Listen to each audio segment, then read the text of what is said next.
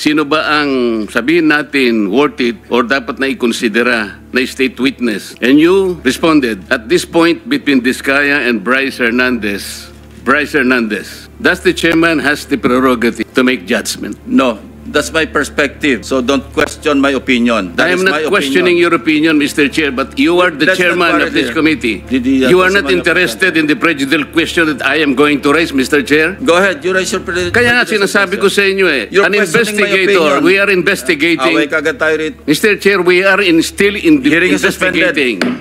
Thanks, Mr. Chair. Mr. Alcantara, you proceed. I will register my continuing objection, Mr. Chair. I will question the objectivity of these proceedings if you will not allow me raise these points. Maybe in the plenary this afternoon I will raise it. Go ahead. Perhaps, Mr. Alcantara, you proceed with your statement. Proceed.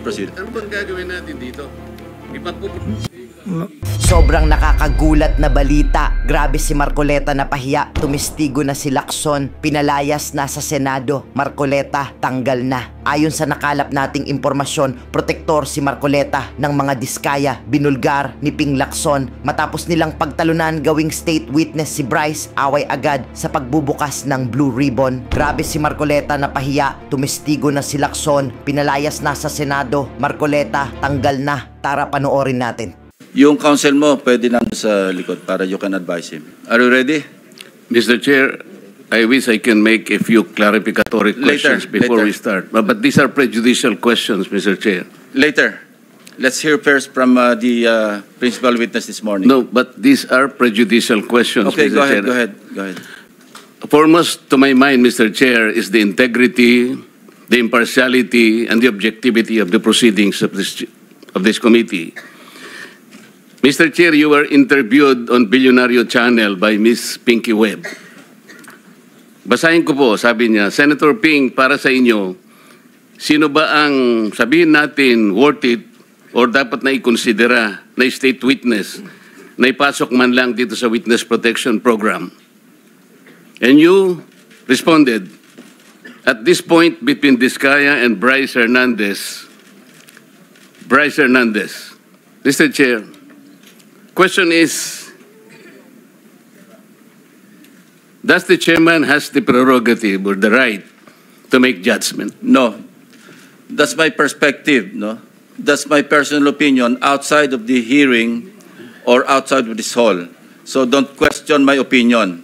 That I am is my not questioning opinion. your opinion, Mr. Chair, but you are the That's not chairman of valid this here. committee. Anyway, let's proceed with the You are not interested in the prejudicial question that I am going to raise, Mr. Chair? Go ahead, you raise your Kaya nga sinasabi ko sa inyo You're an questioning my investigator, opinion. we are investigating. Away kagad tayo rito. Mr. Chair, we are still Hearing is suspended. investigating. Session is resumed. Mr. Alcantara, you proceed.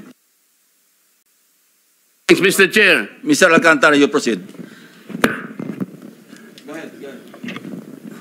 I will register my continuing objection, Mr. Chair. I will question the objectivity of these proceedings if you will not allow me raise these points.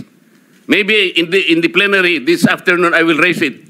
Go ahead. Perhaps, Mr. Alcantara, you proceed with your statement.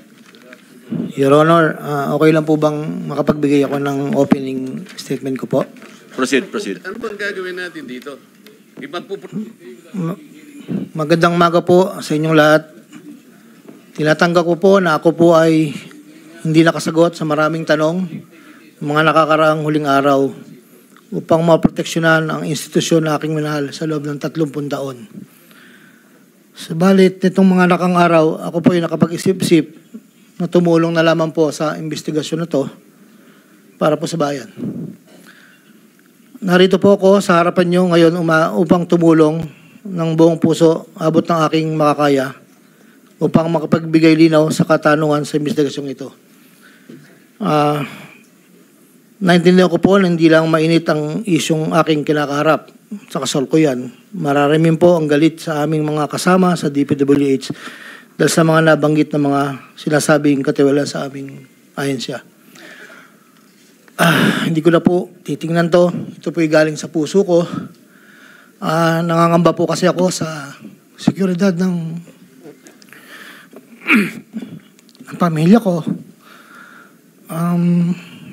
Ito pong aking salaysay ay marami pong mga tao na mababanggit at ako po ay humingi ng tawad sa mga tao na to, pero kailangan ko pong sabihin yung katotohanan. Nihiling ko lang po sa ating buting chairman, sa ating Secretary Justice po, na maproteksyonan po yung pamilya ko. Medyo napakabigat po ng mga babanggitin ko rito. At ito po ay malalaman po natin ngayong umaga.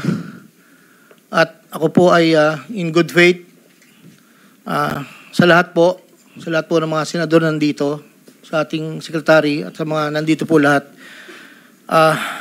Simulan ko na po ang aking hinandang salaysay, Your Honor.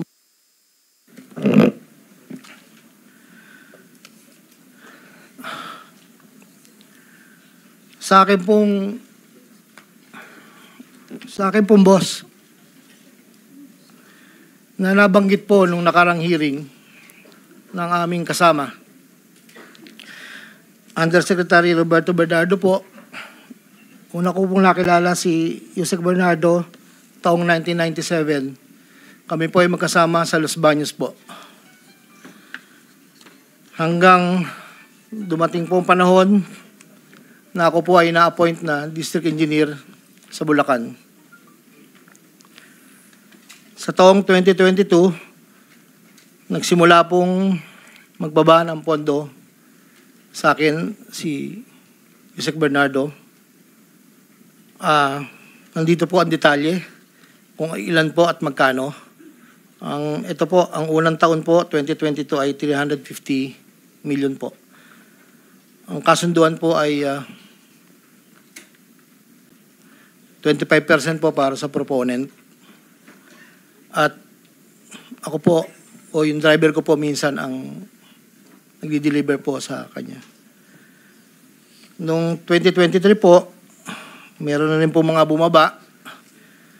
Dito po, naka-specify po lahat kung ang titulo, ang title po ng project, amount, at kabuang ibinaba po ng aking boss. Ang iba pong sistema, sa simula po ay nagpapabigay po ng pauna lang pong 10% pag po lumabas na po sa pag-NEP po. Tapos po, ang kabuuan po ay paglabas po ng GAA. Pag po sa GAA, may lumabas na wala po sa NEP, ibig sabihin po nun, maaari pong, hindi ko lang po alam procedure, maaari pong sa BICAM po yun pumasok. Andito po lahat po ang detalye. Ngayon, ikaw, bilang Pilipino, ano ang masasabi mo at reaksyon sa balitang ito? Mag-iwan ka ng komento sa ibaba at atin pong babasahin isa-isa.